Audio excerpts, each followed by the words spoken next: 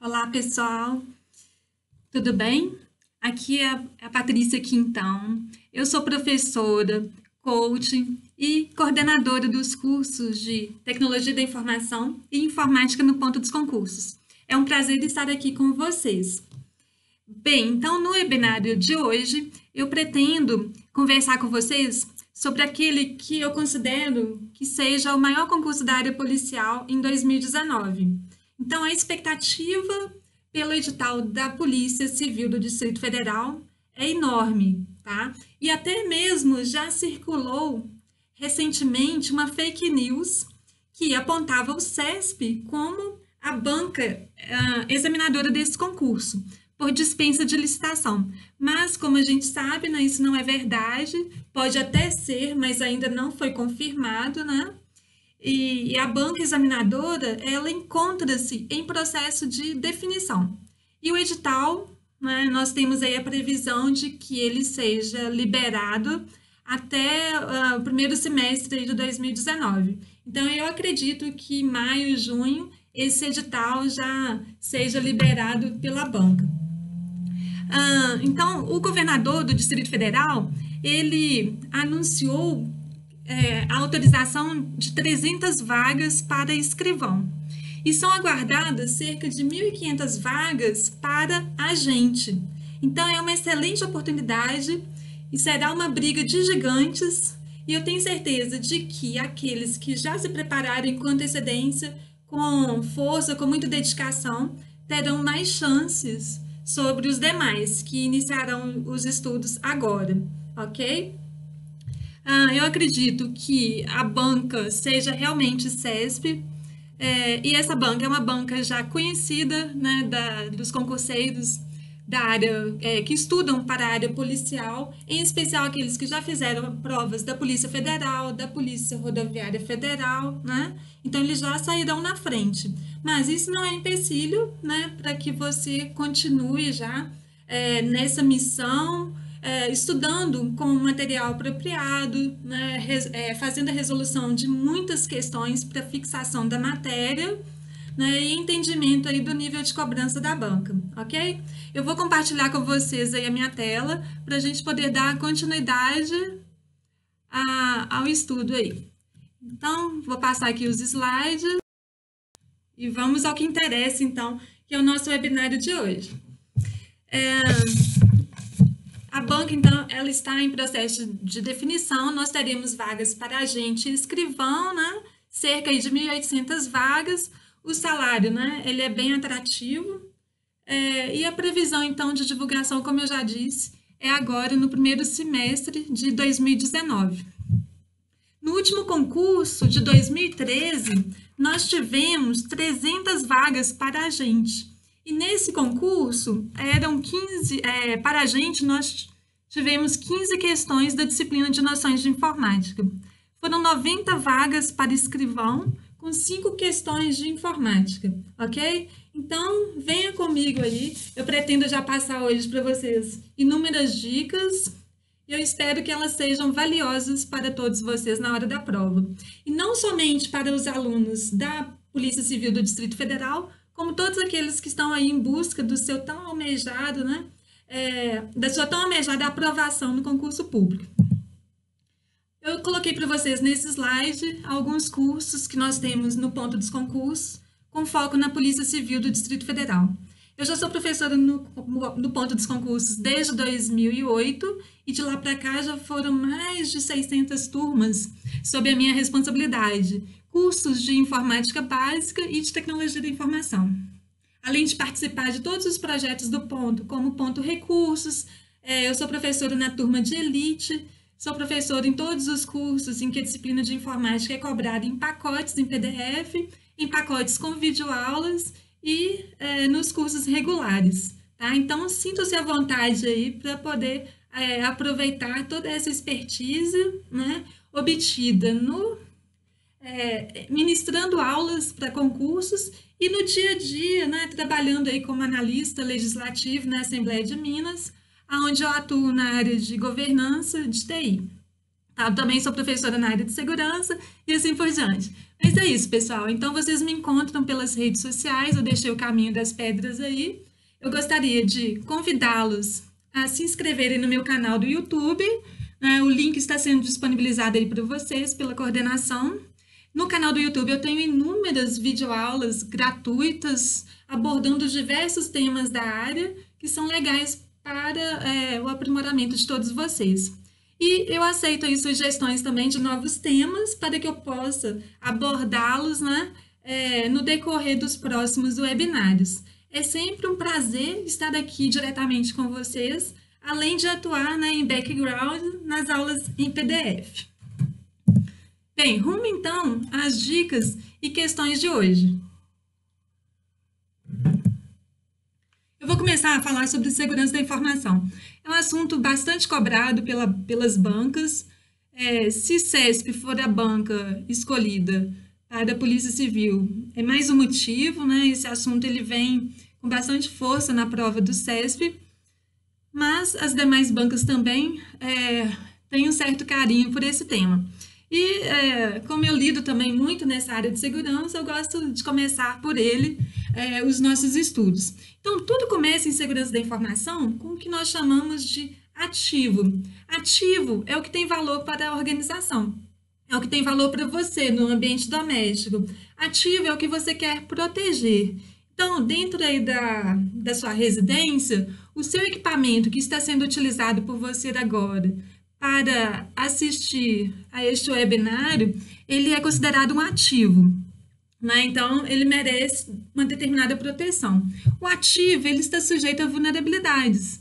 Vulnerabilidades são as fragilidades, são considerados como pontos fracos da segurança da informação. Uma falha de segurança é uma vulnerabilidade.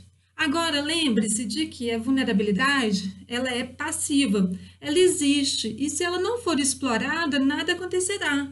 Mas, se algum agente malicioso, algum criminoso virtual, ou algum cracker resolver explorar essa vulnerabilidade, aí sim você pode vir a ter um impacto no ambiente que você quer proteger, ok? Então, vamos lá. As vulnerabilidades permitem com que ameaças explorem esses ambientes, provocando perdas de um ou mais dos princípios da segurança da informação. E quando nós falamos de princípios ou pilares da segurança, são vários, né? Aqui, por exemplo, eu listei para vocês os 3 principais, que são a confidencialidade ou sigilo, a integridade e a disponibilidade. Esses 3 princípios podem ser referenciados pelo mnemônico chamado de CID. O CID seria o quê? As iniciais aí desses 3 princípios, ok? Então, aqui eu tenho o CID. Deixa eu só mudar aqui o ponteiro para marca-texto. Ok. Bom, vamos lá. Aqui eu marquei, então, o CID, que é o mnemônico. Eu poderia acrescentar o A de autenticidade, né? O L de se dar, colocando além da autenticidade, a legalidade e assim por diante. Então, o que é a confidencialidade ou o sigilo? É a garantia de que a informação ela vai ser acessada pelas pessoas devidamente autorizadas, ok? Somente aquelas pessoas explicitamente autorizadas é que poderão acessá-las. E a integridade é a garantia de que a informação ela vai ser recuperada da forma como ela foi disponibilizada, garantindo aí, né, que não tenha alteração aí da informação que vai ser recuperada pelo usuário.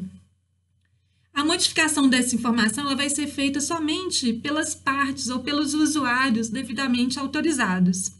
E a disponibilidade é a garantia de que a informação ela vai estar disponível no momento em que ela for necessária. Então, vamos pensar, por exemplo, em um caso recente. Eu estou aqui criando a minha declaração do imposto de renda. Então, alguém tem acesso a essa informação, né? E descobre aí que o meu salário aí é de R$1 milhão no mês. Quem me dera, né? Quem sabe eu não vou ganhar aí na Mega Sena.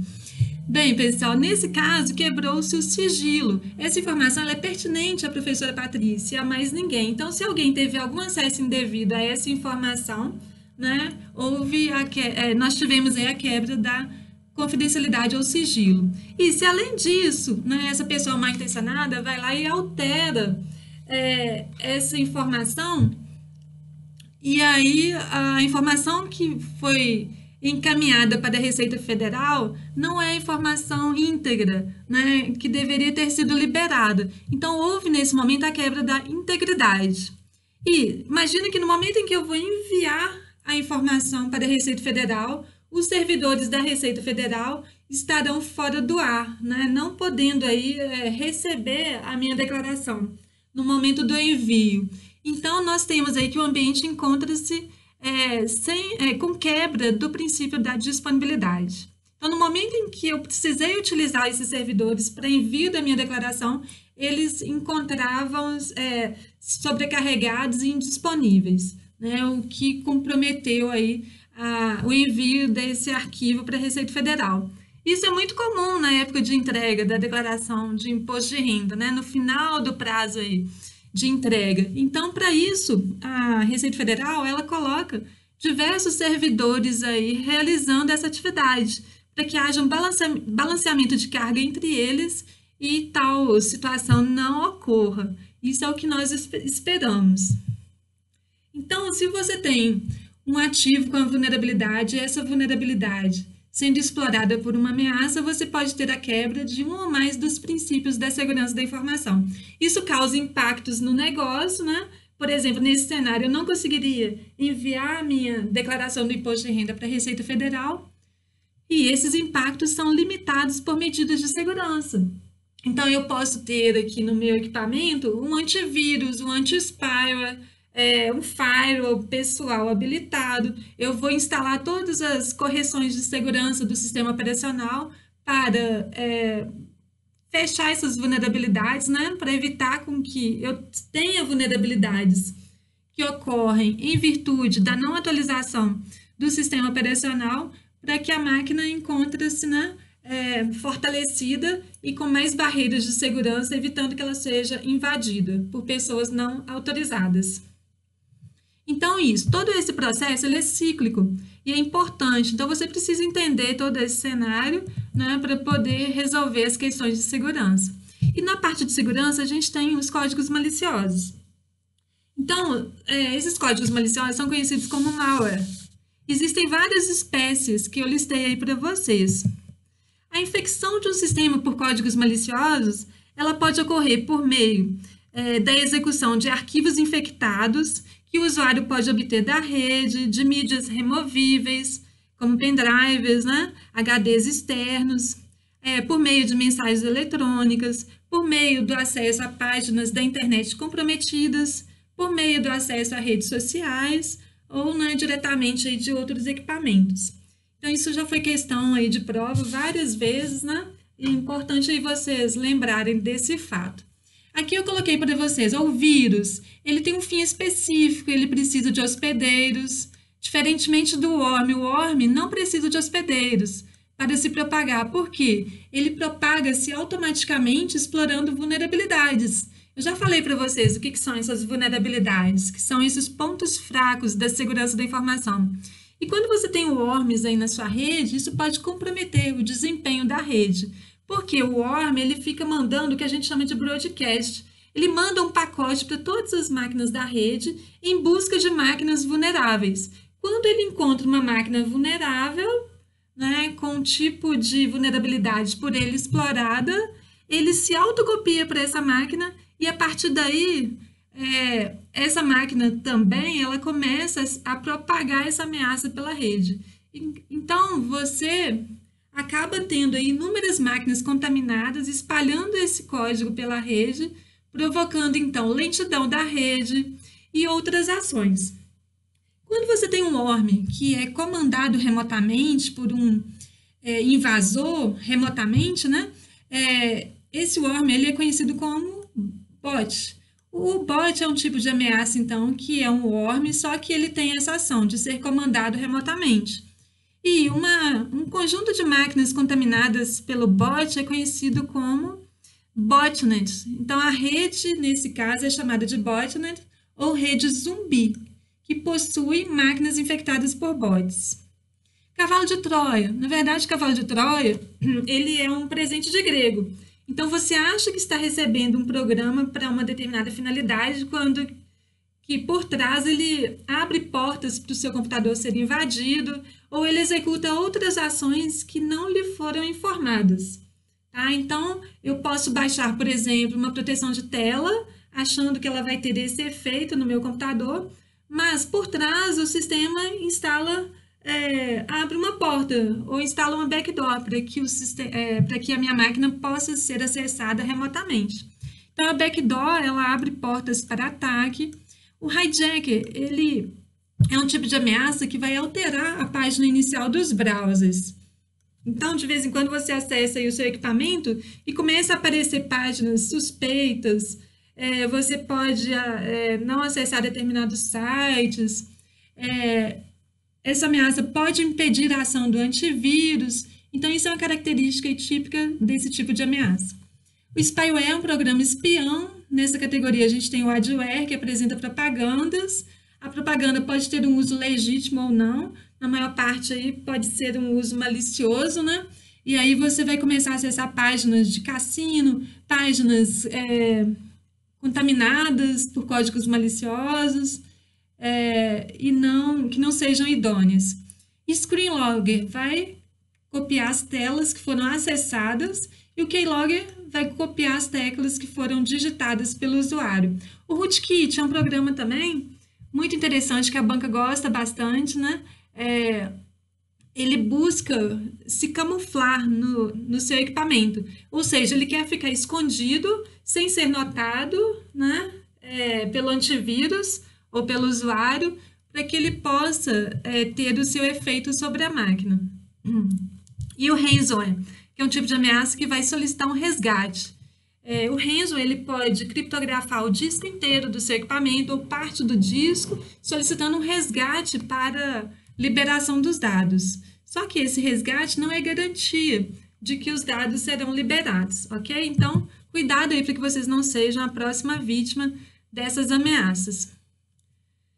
As ameaças, pessoal, elas evoluem, né? Então, a todo momento você tem novas ameaças surgindo que podem explorar vulnerabilidades no ambiente que você quer proteger. Então, é importante você ficar atento às mensagens que são divulgadas na mídia. Na época, por exemplo, do ataque cibernético do WannaCry, eu era responsável por uma rede aí com mais de 10 mil equipamentos. E aí, quando eu vi que lá na Rússia a gente teve a primeira infecção da ameaça, e essa ameaça começou a se propagar por diversos países, nós já emitimos um alerta de segurança para poder checar a rede da nossa organização, né? Para ter certeza de que ela estava com todas as atualizações de segurança devidamente aplicadas, para que nós não tivéssemos aí o comprometimento das estações pela ameaça que era do tipo ransomware e o worm, tá? O WannaCry aí, que foi o nome dessa ameaça, ela era uma combinação de ransomware mais o worms. Então, ela poderia criptografar o disco inteiro ou parte desse disco, além de se propagar automaticamente pelas redes, explorando vulnerabilidades, que era uma característica do worm. E a gente tem já as ameaças avançadas, que nem sempre são detectadas e diagnosticadas pelos antivírus tradicionais e ferramentas de anti-spyware. Então, hoje a gente começa já a ter outras ferramentas, como antibots, anti-APTs, que vêm agregar valor aí às nossas proteções, para que a gente consiga ter aí uma segurança em camadas, conseguindo aí identificar todas as ameaças. Aqui, pessoal, eu tenho o log de uma análise de vírus que foi feita aí na máquina. Observe aqui que foi encontrado um Trojan, um cavalo de Troia, por buscas por heurística. Aqui você tem Advertise Software, que é o adware, né? E você tem aqui outros programas como Trojan. Então, observe as mensagens que podem ser disponibilizadas, até mesmo aí como questão aí de prova para vocês. Aqui eu coloquei um exemplo de uma ferramenta bem interessante para remoção de vírus e outras ameaças aí avançadas. Vamos lá, questão seguinte, é uma questão de TI. Professora, por que você traz questões de TI para o curso de informática básica?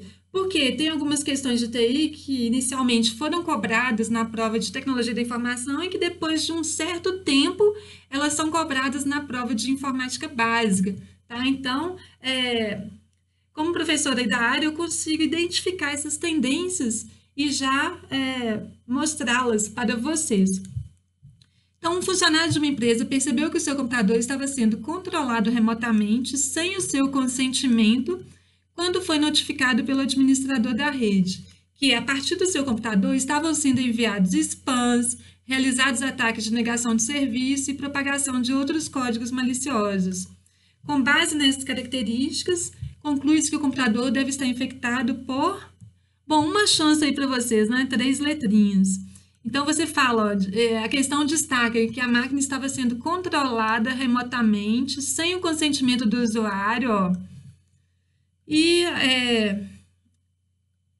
a partir estavam sendo enviados spams. Lembra que eu falei sobre isso para vocês? Então, vamos lá, ó. A banca destacou o vírus, né? O vírus não vai permitir que seja feito esse controle remoto, né? Isso é uma característica aqui da ameaça conhecida como bot. E ela citou também o spyware e o keylogger, que é um programa que vai copiar as teclas que foram digitadas pelo usuário em seu computador. Então, a letra E vai ser a resposta aí dessa questão. Pessoal, essa tabelinha é muito importante, ela foi disponibilizada pelo CERT-BR, que é o Centro de Tratamento a Incidentes do Governo Federal. Então, a banca pode omitir aqui o nome da ameaça no cabeçalho aqui da tabela e te perguntar na prova qual é a ameaça que foi liberada aí para vocês identificarem, tá? Então, isso já foi questão de prova. É importante, então, que vocês tenham uma visão geral. Por exemplo, ó, o rootkit, ele é inserido por um invasor, ele pode ser instalado a partir da execução de um outro código malicioso, ele explora vulnerabilidades, ele procura se manter escondido. Quem vai procurar se manter escondido? Então, você tem o rootkit, a backdoor, spyware e o vírus, né? Então, atenção aí a essa tabelinha que ela é importante para vocês. Fazer backup regularmente é uma conduta que permite minimizar os danos decorrentes de um ataque do tipo ransomware locker, que impede o acesso ao equipamento infectado, visto que o pagamento do resgate não garante acesso aos dados. Eu não gostei muito dessa questão porque ela considera o ransomware, que é um tipo de ameaça, como ataque, né? Mas vamos lá. Aqui, então, a gente tem que o backup, a cópia de segurança realmente é a única forma que a gente tem para nos ajudar a combater ameaças do tipo ransomware.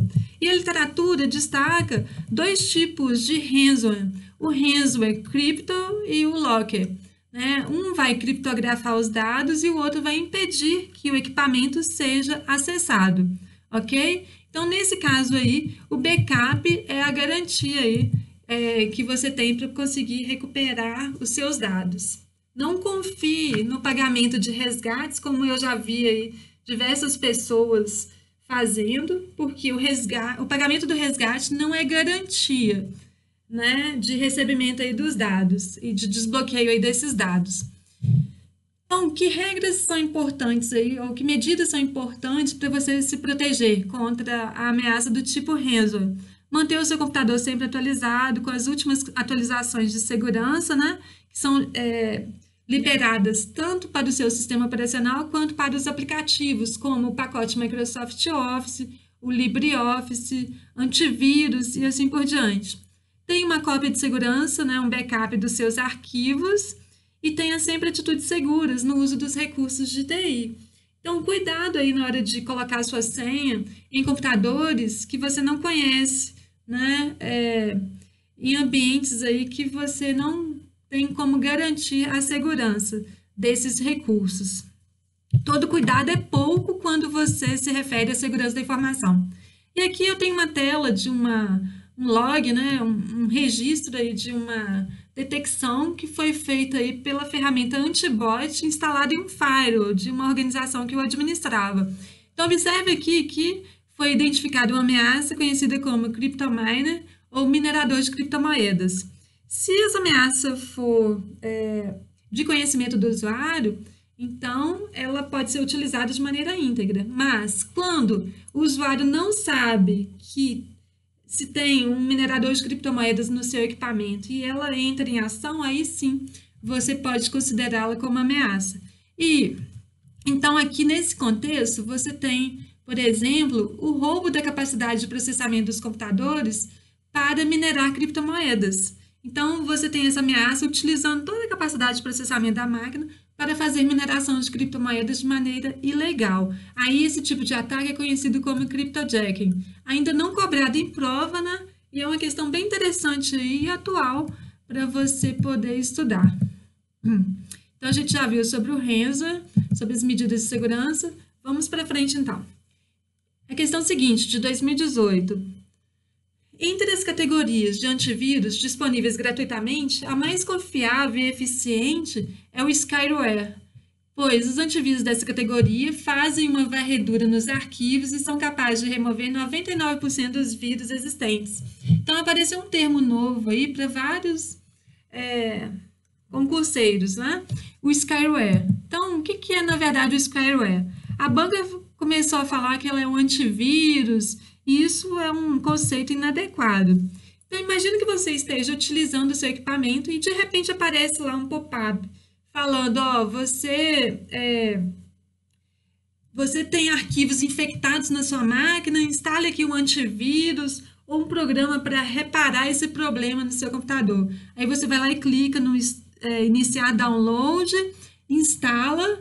Então, você acha que esse programa vai executar uma ação, mas na verdade ele não é antivírus e ele é um software de verificação desonesto, tá? É um software de engano, tá? Ele tenta te enganar, fazendo com que os usuários de computadores acessem sites infectados por malware, né?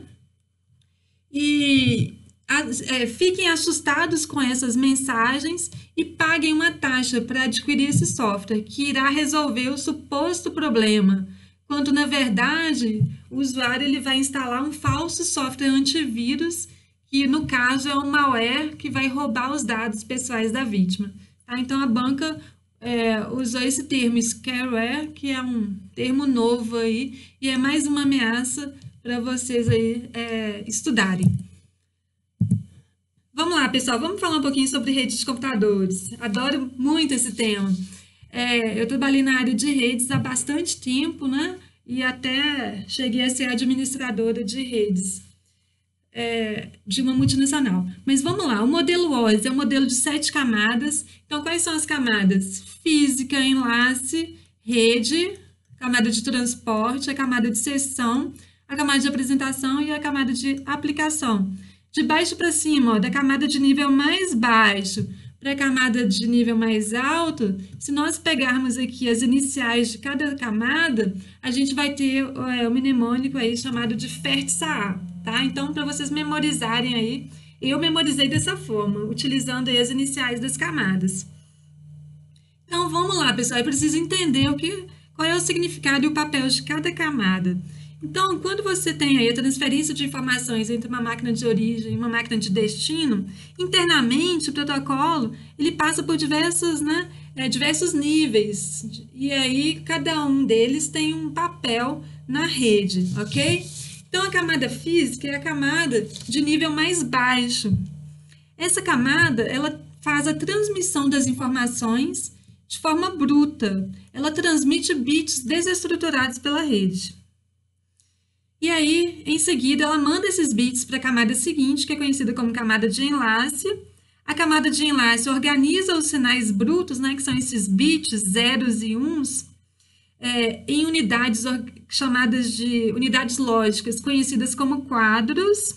Essa camada vai identificar as origens e destinos dessas unidades lógicas, corrige possíveis erros que forem identificados durante a transmissão desses bits, e aí manda essa unidade lógica, esse quadro, para a camada seguinte, que é a camada de rede. Então, a gente vai lembrar aqui do R, de rota, de roteamento, né?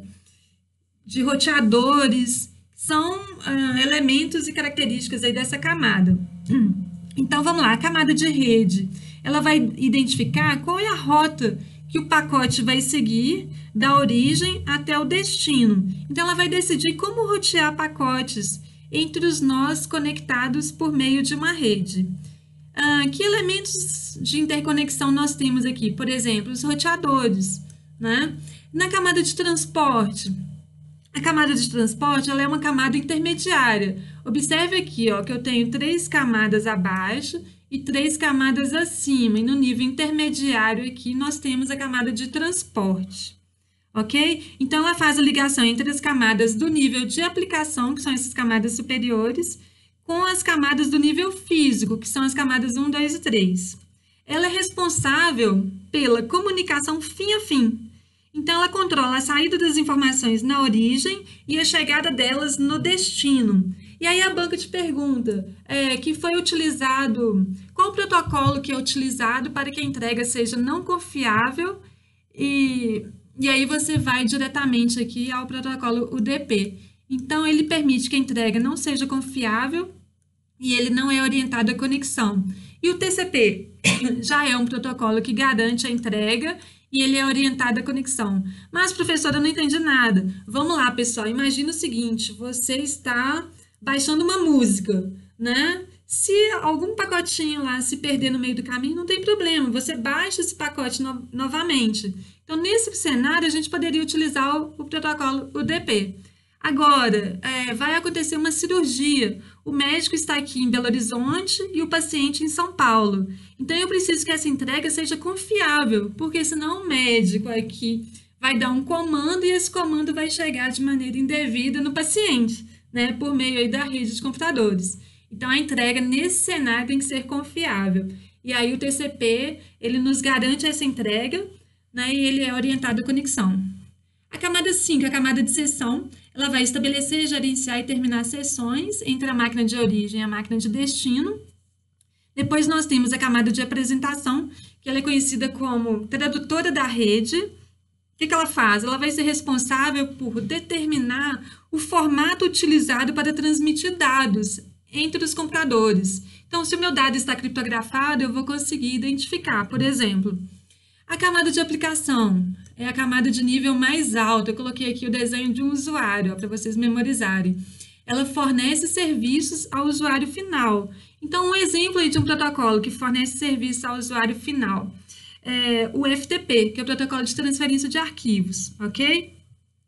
Então, essa camada contém aqueles protocolos e funções que as aplicações dos usuários necessitam para executar tarefas diversas, como enviar e-mails, acessar páginas da internet, transferir arquivos, né?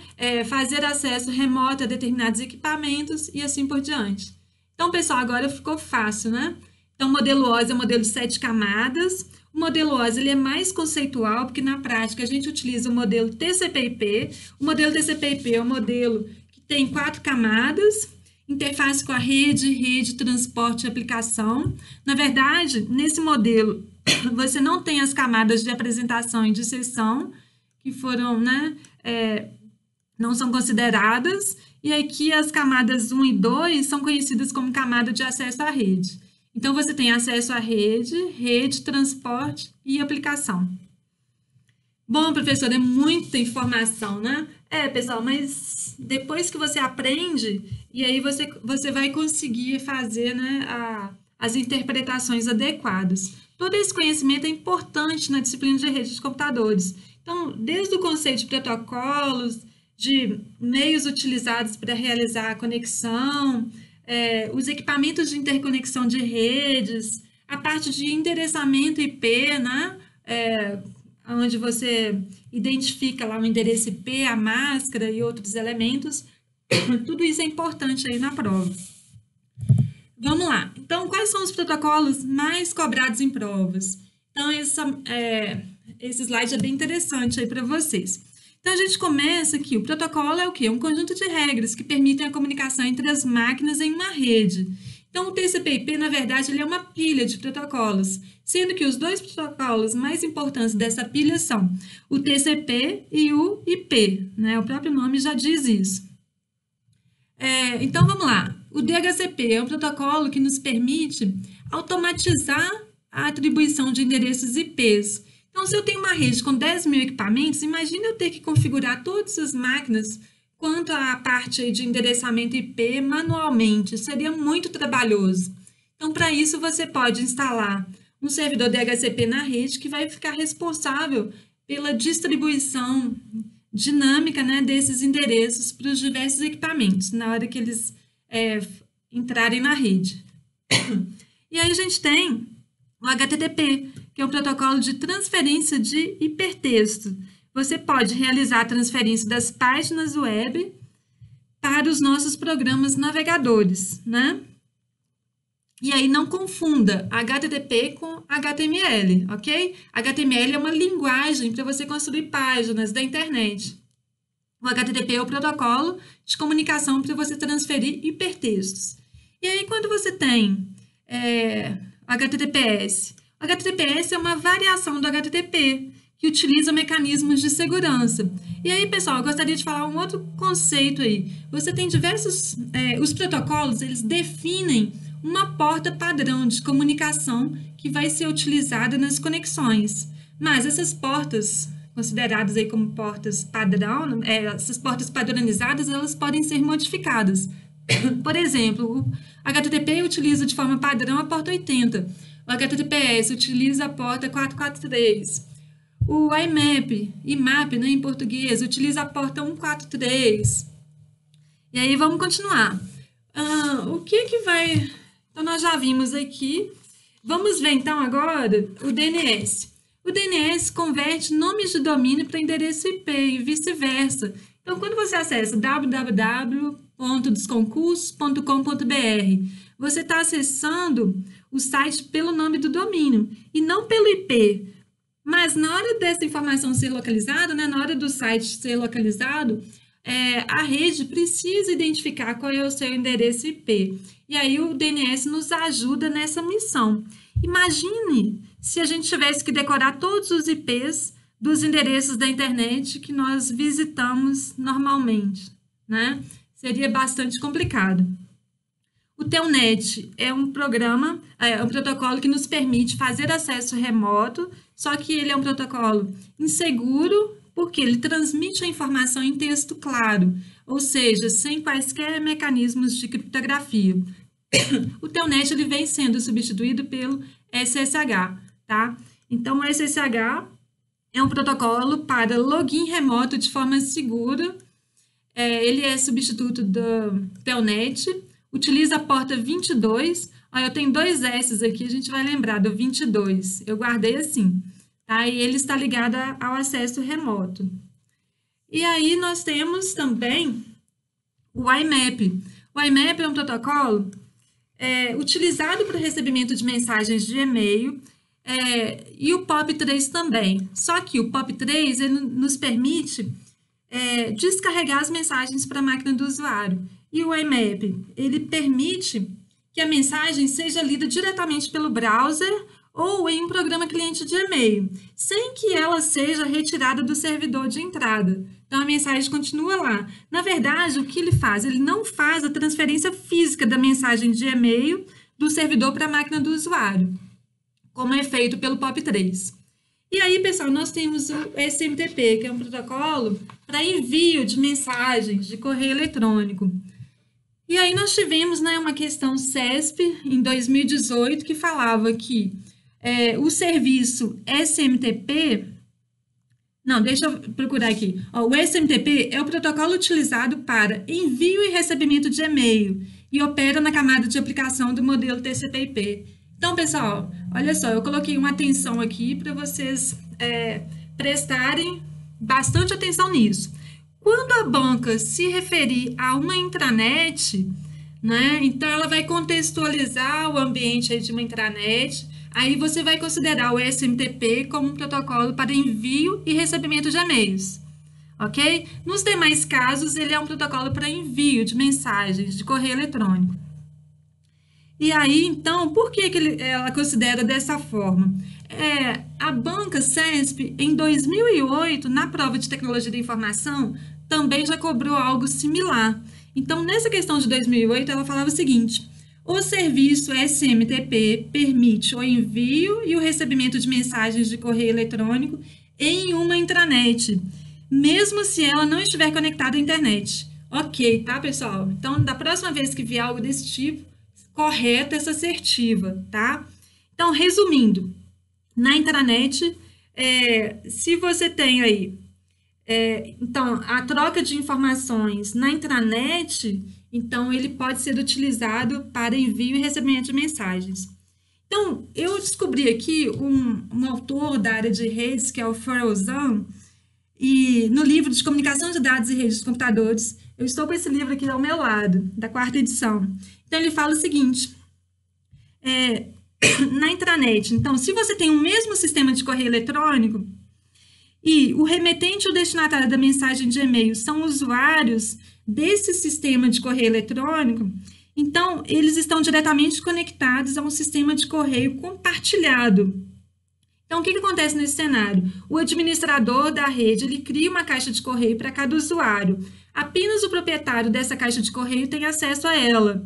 Então, vamos supor, a Alice vai enviar uma mensagem para Bob. Então, quando a Alice, uma usuária, precisa enviar uma mensagem de e-mail para Bob, que é um outro usuário, né, dessa intranet, ela vai executar um programa chamado de User Agent, ou agente do usuário, para criar uma mensagem e enviá-la à caixa de correio de Bob. Esse agente de usuário nada mais é do que um componente SMTP que prepara mensagens, cria um envelope e coloca nele a mensagem, ok?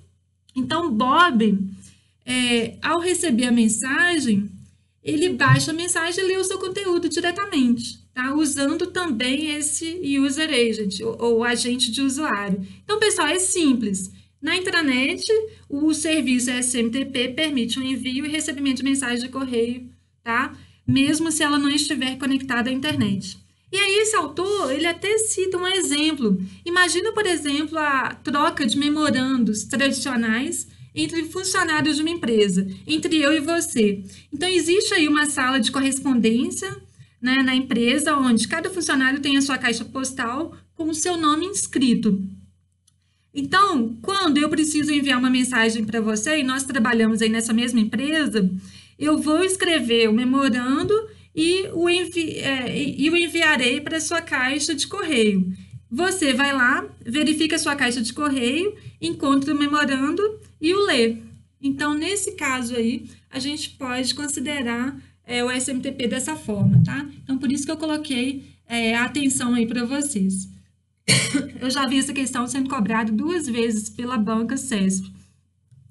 FTP é um protocolo para transferência de arquivos e o SNMP é um protocolo de gerenciamento e monitoramento de uma rede de computadores. Então, eu consigo identificar, por exemplo, o status dos dispositivos em uma rede. Bom, pessoal, a parte de Firewall, então a última interpretação aí do CESP é que Firewall é uma combinação de hardware e software que isola da internet a rede interna de uma organização, permitindo o gerenciamento do fluxo de tráfego e dos recursos da rede, e o controle pelo administrador de rede do acesso ao mundo externo. Bom, pessoal, existem várias descrições para o conceito de Firewall. Aqui mesmo eu coloquei várias. Em 2013, a banca interpretava de uma forma. Em 2015, ela já fala do Firewall do Windows, que não exige aí a instalação de um equipamento de hardware. Então, aqui era um firewall de software, né?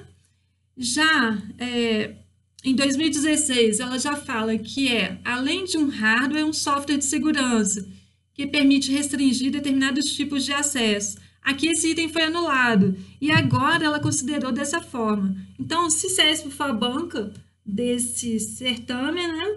A gente precisa verificar qual é o entendimento atual, tá? Essa questão aqui foi alvo de inúmeros recursos, mas considerada correta pela banca. Então, ela considerou que Firewall é uma combinação de hardware e software, tá? Que isola da internet a rede interna de uma organização. E aí tem os conceitos aí inerentes. Depois vocês podem acessar essa apresentação e ter acesso aos diversos conceitos.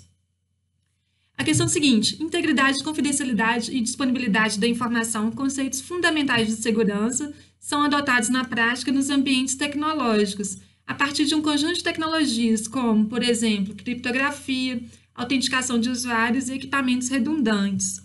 Ok, então aqui a banca está mencionando os princípios da segurança, e a gente vai lembrar do mnemônico, né, CID, da confidencialidade, integridade e disponibilidade. E aí, quais são as medidas de controle para você garantir esses aspectos de segurança?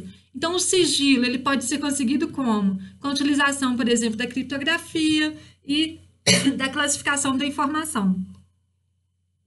A integridade. Então, a informação ela vai ser recuperada da forma como ela foi disponibilizada.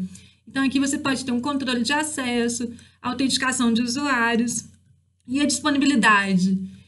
Você pode criar um plano de contingência. Então, se algo der errado, como que eu vou recuperar aquelas informações em um outro cenário? Utilização de equipamentos SPE ou equipamentos redundantes, né? Se queimou o meu roteador principal, eu vou ter um outro equipamento para substituir esse equipamento defeituoso e garantir a disponibilidade da informação. Então, correto esse item. Vamos lá, então, falar um pouquinho sobre computação em nuvem. A computação na nuvem, por ser um conjunto de recursos com capacidade de processamento, armazenamento, conectividade, que oferece plataformas, aplicações e serviços na internet, poderá ser a próxima geração da internet. Não, pessoal, a computação em nuvem já é realidade, né? Então, aqui, a nuvem, ela surge já na época da Web 2.0, permitindo, então, uma maior colaboração e compartilhamento de informações. Hoje a gente já se fala na Web 3.0, com a utilização de buscas semânticas, a Web 4.0. Então, a gente já fala em inteligência artificial, buscas distribuídas. São conceitos novos que irão aparecer com mais frequência aí para vocês. Tá? Então, é errado essa assertiva, né? A computação em nuvem já é realidade no nosso ambiente. Eu lembro que quando eu comecei, né, a estudar, a fazer o curso de ciência da computação, não é bom nem lembrar, mas lá nos anos 90, a gente nem tinha a utilização da internet. A internet teve a sua abertura para uso comercial em 95. Eu participei na Universidade Federal de Viçosa do primeiro encontro de usuários, né, da BBS, que era o nascedouro aí da internet, tá? A partir de equipamentos da universidade. Hoje a gente já tem aí as novas gerações, né? O meu filho de 3 anos, ele já começa lá a utilizar os dispositivos e rodar já os seus programinhas, né? De entretenimento lá para crianças. Então, hoje já é realidade. E a gente está caminhando, então, para a Web 3.0, Web 4.0. Tá? Guardem essa figura que eu coloquei para vocês. Para fazer um backup seguro dos seus arquivos, o internauta usou um serviço da Google que se baseia no conceito de computação em nuvem. Aqui eu já consigo ver que a letra E é a resposta, né? O Google Drive. Mas vamos ver o que é mais interessante aqui. Então, o conceito de nuvem, você pode utilizar, então, a memória e a capacidade de processamento e armazenamento aí de computadores e servidores compartilhados e interligados pela internet. Você tem serviços de e-mail na nuvem, com a utilização do Gmail, do Yahoo, né? Serviços de armazenamento, com a utilização do Google Drive, Dropbox, serviços de vídeo, como YouTube, Netflix, né, o YouTube, por exemplo, né, a gente tem lá o canal da professora Patrícia Quintão, que você pode se inscrever, né, para ter acesso a todos esses webinários disponibilizados aí com o maior carinho para vocês. Então, é importante saber quais são os serviços de armazenamento na nuvem, os mais cobrados, né? O OneDrive, Google Drive, o iCloud, o Dropbox. O SkyDrive era o nome antigo para o OneDrive, então ele foi substituído aí pelo OneDrive. E deixa eu ver o que mais aqui. Você tem aqui a entrega de serviços, né, nesse ambiente. Então, que serviços você pode ter, né? Os mais variados. Eu posso ter uma plataforma para desenvolvimento de aplicações, toda na nuvem. Eu posso ter servidores virtualizados que vão ser utilizados para, é, para a organização, né? Como servidor de correio eletrônico. Você pode ter editores de textos na nuvem e assim por diante. E um outro conceito importante aí, pessoal, é que eu posso salvar um documento na minha máquina e sincronizar esse documento na nuvem. Então, você tem aí aplicativos de discos virtuais que podem ser instalados em seu computador, permitindo então sincronizar os dados que foram armazenados localmente com o seu ambiente de nuvem. E isso aí já foi cobrado aí em várias questões, tá? Vamos lá. Em Cloud Computer, trata-se de uma forma de trabalho em que o produto é oferecido como serviço. Então, assim, o usuário não precisa adquirir licenças de uso para instalação ou mesmo comprar computadores ou serviços para executar, ou servidores para executá-los. No máximo, paga-se um valor periódico, como se fosse uma assinatura, somente pelos recursos utilizados e ou pelo tempo de uso. Essa definição refere-se a... Então, vamos lá, pessoal. Paz, das, yas, né? Que tanto de letrinhas aí. O que significa isso? Aí eu coloquei para vocês esse mapa mental que é muito legal. Todas as questões aí de nuvem, computação em nuvem, com relação a modelos de serviços, são respondidos aí por esses mapas mentais. Então, software como serviço, ou SAS, né? SAS. Esse é o mais cobrado em prova. Então, é uma forma de trabalho em que o produto é oferecido como serviço ao usuário final. Então, se você vai usar o Google Docs, por exemplo, né, o produto está lá sendo disponibilizado para você. Eu não preciso adquirir licenças de uso para instalação ou comprar computadores ou servidores para executar essa aplicação, né? Eu acesso essa aplicação diretamente pela nuvem.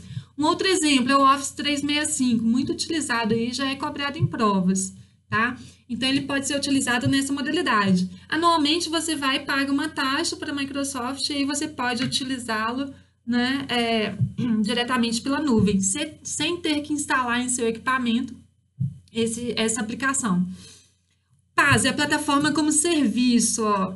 Então, aqui eu tenho uma plataforma, um ambiente, que é utilizado pelo desenvolvedor para criar e implementar aplicações. Então, a banca pode falar, por exemplo, de suporte ao ciclo de vida do aplicativo, infraestrutura, que oferece serviços de BI, Business Intelligence, serviços de gerenciamento de banco de dados. Então, a gente já pode vir aqui para a plataforma como serviço. Um exemplo de plataforma como serviço é o ambiente Windows Azure, tá? Nós já utilizávamos isso aqui quando eu trabalhava na Prodabel, aqui em Belo Horizonte.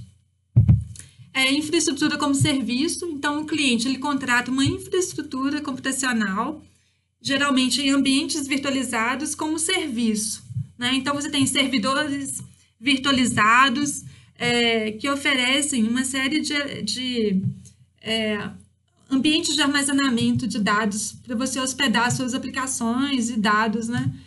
A partir desse contexto. O IaaS ele é considerado também como Hardware as a Service.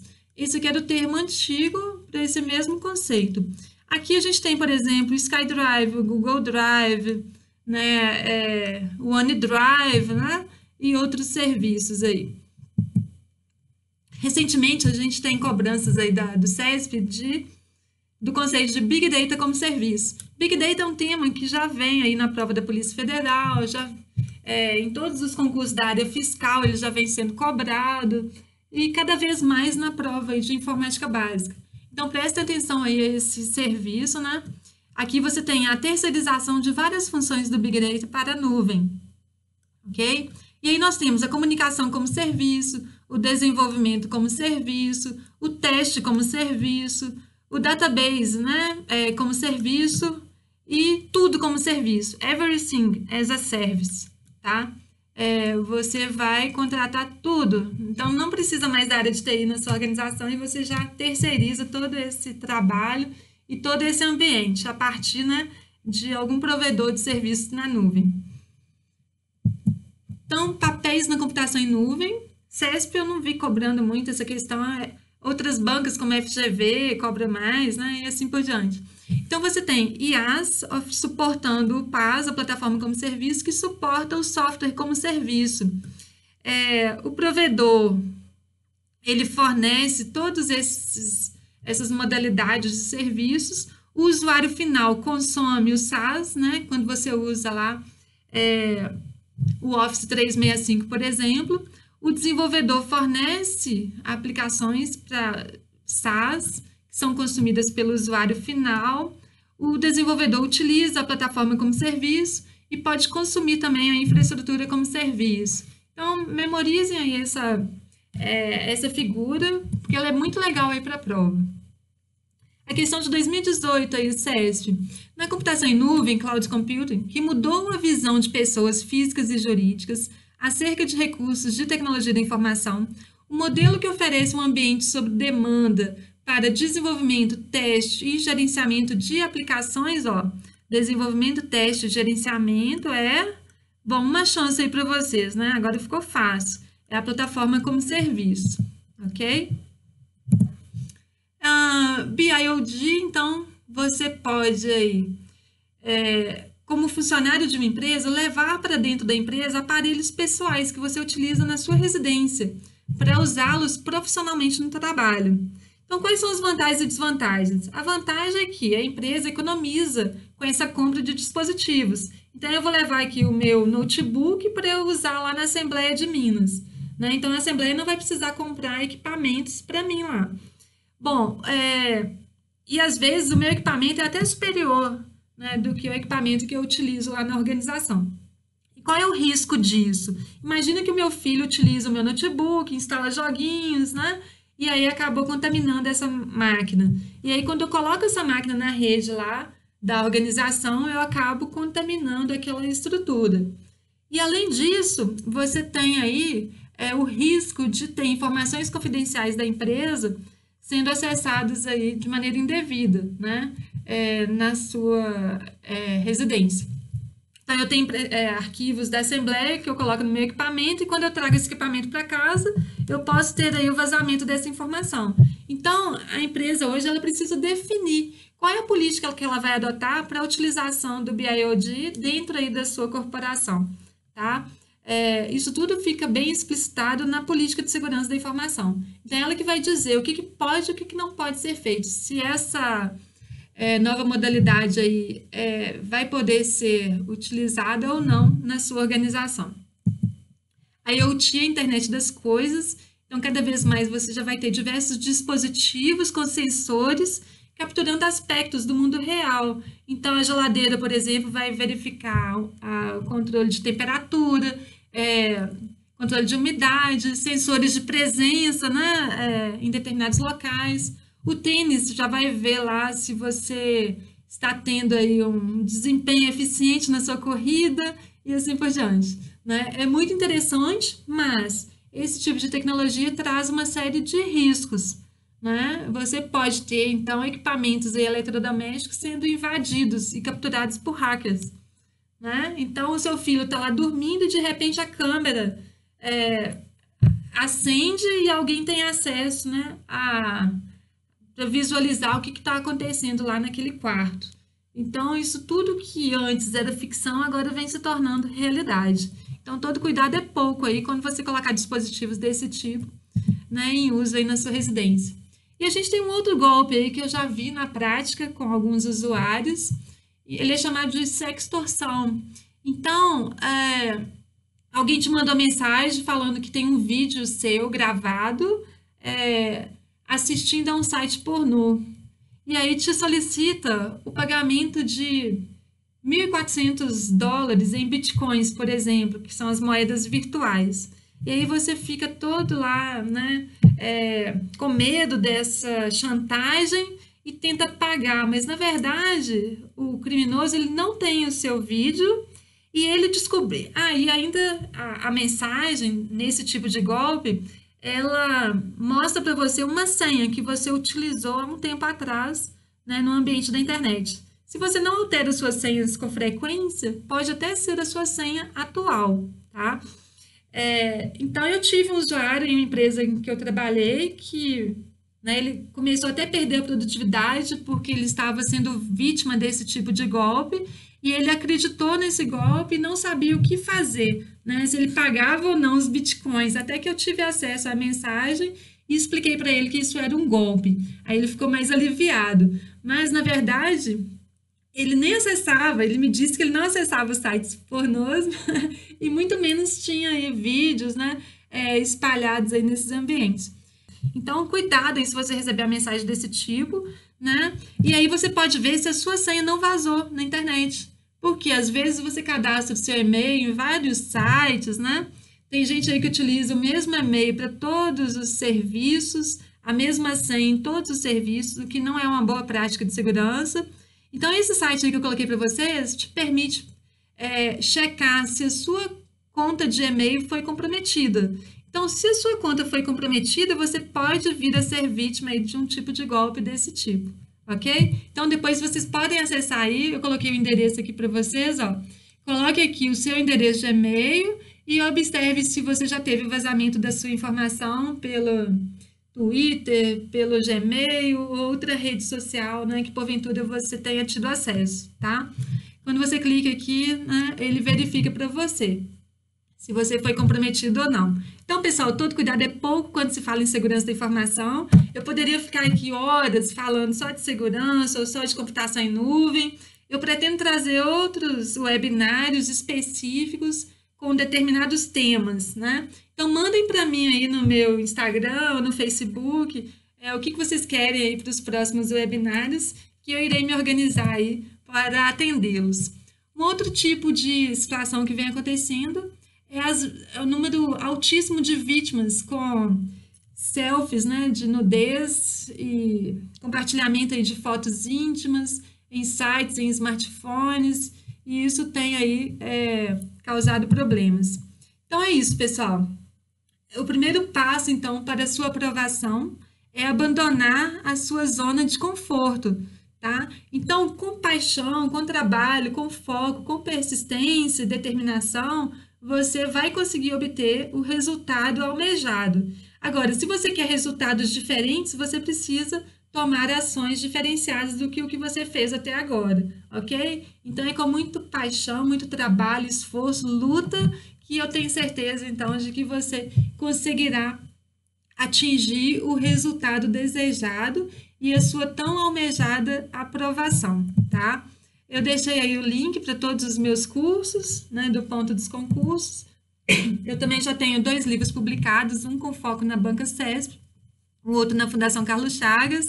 Em breve vocês vão ter mais novidades, né? Eu já estou desenvolvendo um livro de teoria e outros materiais aí diferenciados que no momento oportuno eu vou falar para vocês.